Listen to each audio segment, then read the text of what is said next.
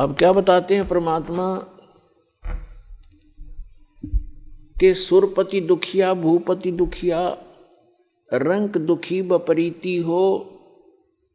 कि रंक यानी निर्धन व्यक्ति तो स्वाभाविक दुखी होता है, उस पर तो सभी दुख विद्यमान होते हैं।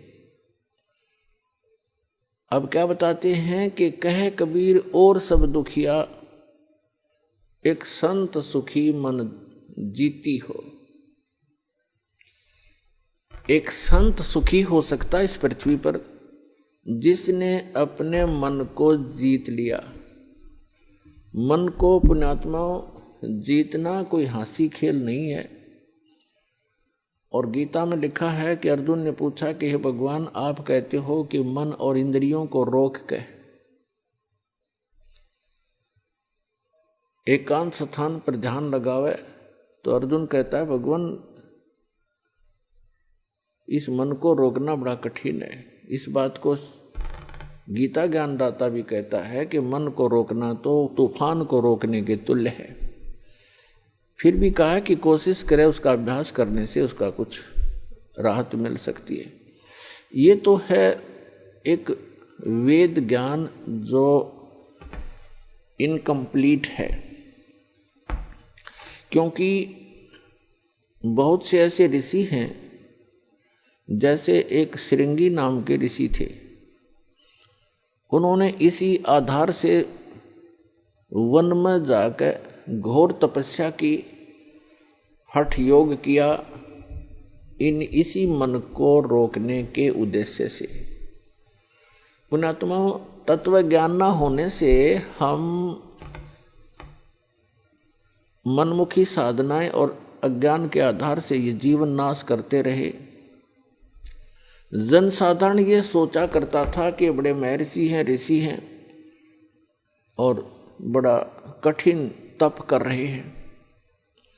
उसके विषय में सूक्ष्म वेद में परमेश्वर ने आकर स्वयं बताया है कि डंब करें डूंगर चढ़े, अंतर जीनी झूल और जग जाने ये भक्ति करें, ये बोवें सूल बबूल। कोई पहाड़ पर, कोई ऊंचे से स्थान पर के दूर तक दिखाई देऊं मैं कहीं साधना कर रहा है कोई संत। डंब करें, डंब माने पाखंड करते हैं, लोग दिखावा करते हैं। डंब करें डूंगर चढ़े, डूंगर माने पहाड़ पर ऊंचे स्थान पर चढ़ जाते हैं। अंतर झीनी झूल, अंदर जो की तू बकवाद भरी है, और जग जाने यो भक्ति करे, ये बोवे सूल बबूल। अपने भविष्य में ये कांटे बो रहे हैं तत्व ज्ञान के अभाव से। उसके लिए क्या बताते हैं परमात्मा कि एक श्रृंगी नाम के ऋषि थे। उन्होंने ऐसे ही अपने इसी अज्ञान आधार को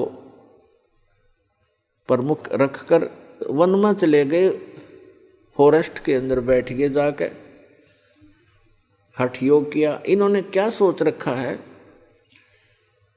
कि पहले अपनी इंद्रियों को काबू करें, और ताकि ये भक्ति में फिर बाधक ना हो। इस उद्देश्य को लेकर के दूसरा वो रखते हैं कि जैसे वन में चले भी गए तो भूख प्यास सताती है। उसके लिए ये महापुरुष क्या करते हैं कि खेचरी मुद्रा का प्रयोग किया करते थे। खेचरी मुद्रा, जैसे कई पंथ हैं, जैसे ये अंसा देश वाले तो इससे गाटा जोड़ रहे हैं। खेचरी मुद्रा, जीभ को उलट कर तालू पर लगा ले और कान बंद करके ये नाद क्रिया, ये तो बालकों के खिलौने हैं। इस मन कल्पित ये अपना एक ड्रामा है।